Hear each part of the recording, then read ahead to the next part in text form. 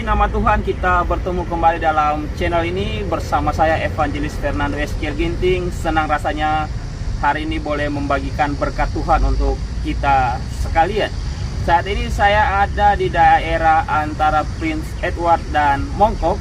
Dan tadi boleh kita lihat bersama-sama dalam cuplikan video yang ada, di mana itulah tempat di Prince Edward, ialah pasar bunga yang ada di Hong Kong.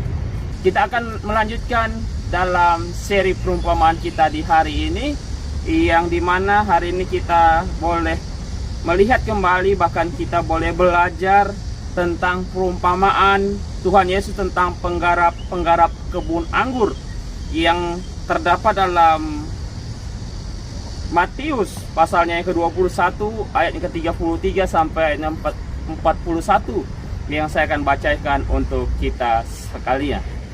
Dengarkanlah suatu perumpamaan yang lain. Adalah seorang tuan tanah membuka kebun anggur dan menanam pagar sekelilingnya.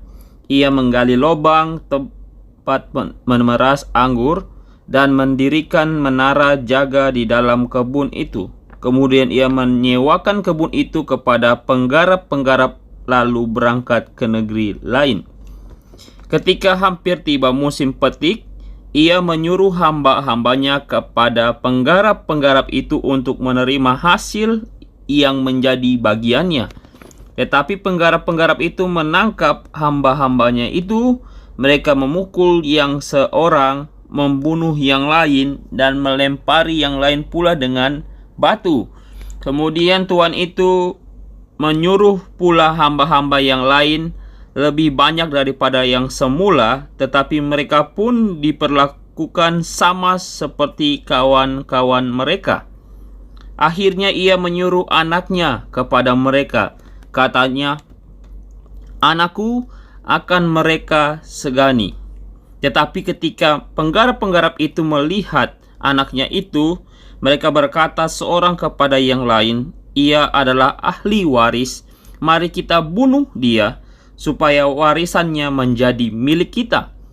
Mereka menangkapnya dan melemparkannya keluar kebun anggur itu, lalu membunuhnya. Maka apabila tuan kebun anggur itu datang, apakah yang akan dilakukannya dengan penggarap-penggarap itu? Kata mereka kepadanya, "Ia akan membinasakan orang-orang jahat itu, dan kebun anggurnya akan disewakannya kepada penggarap-penggarap lain yang akan menyerahkan hasilnya kepadanya pada waktunya." Perumpamaan yang ada saat ini berbicara tentang kebun anggur. Yang dimaksudkan dalam perumpamaan yang ada adalah dunia yang dimana saat ini kita berada. Itulah kebun anggur yang dimaksudkan dalam pembacaan kita di hari ini.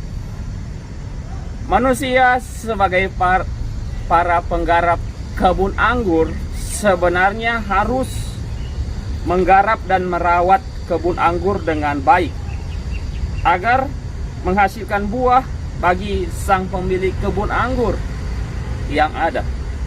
Tetapi ketika Allah mengutus hamba-hambanya untuk melihat apakah manusia mengelola kebun anggur yang dipercayakan itu dengan baik atau tidak, ternyata dalam kenyataan yang ada itu tidak sesuai dengan apa yang dimaksudkan Tuhan.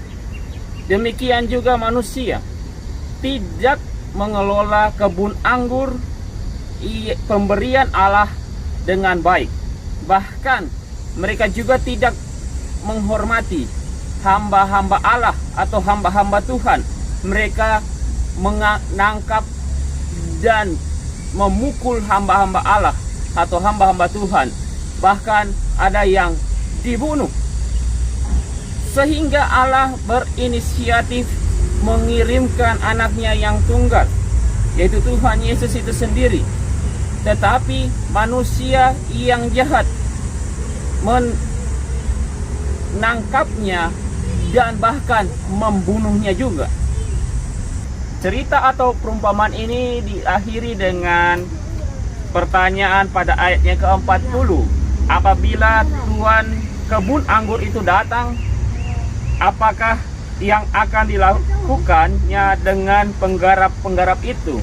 Ini satu pertanyaan yang sangat menarik untuk kita orang percaya, bahkan orang-orang yang dipercayakan Tuhan dalam pelayanan yang ada dalam setiap langkah kehidupan kita.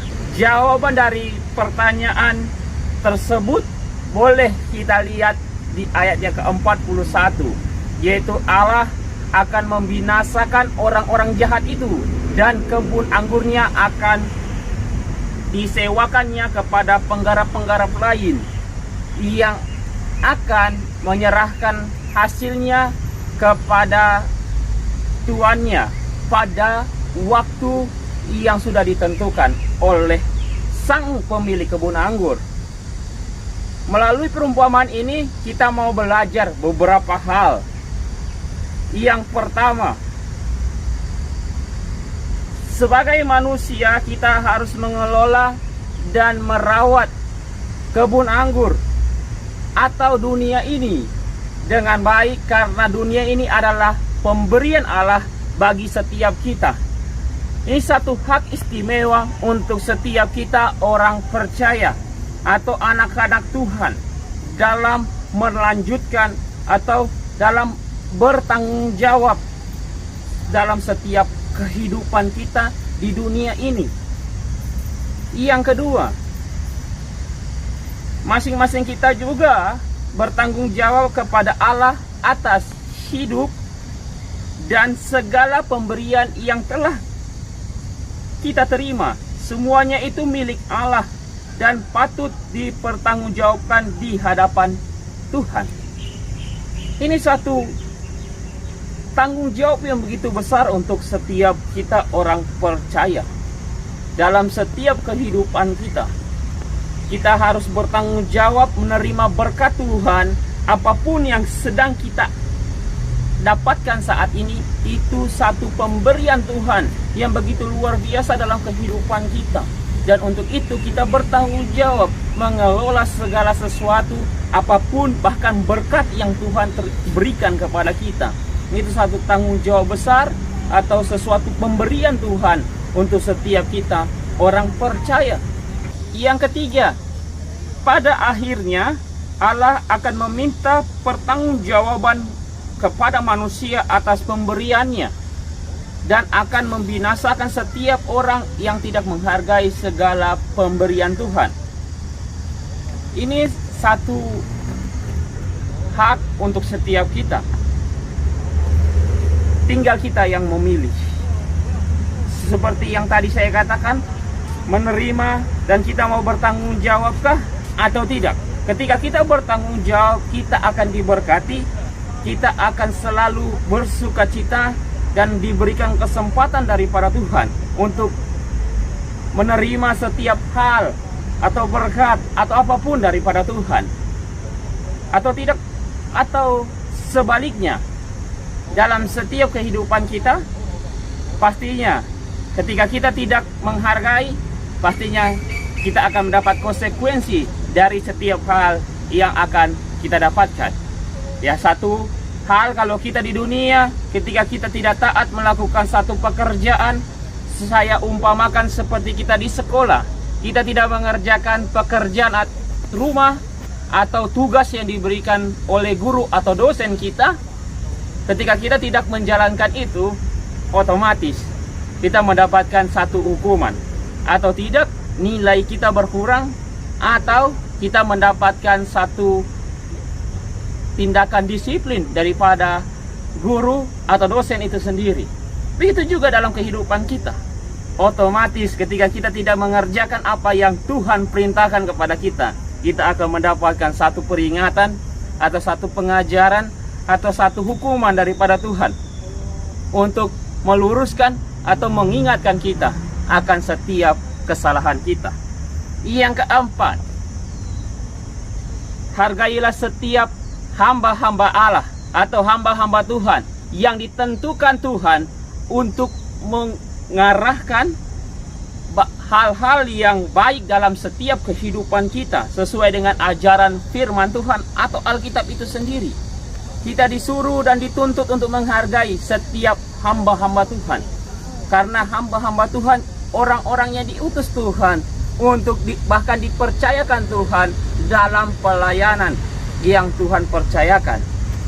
Ini perintah Tuhan untuk setiap kita. Tunduk dan hargai setiap hamba-hamba Tuhan. Itu yang diperintahkan Tuhan kepada kita.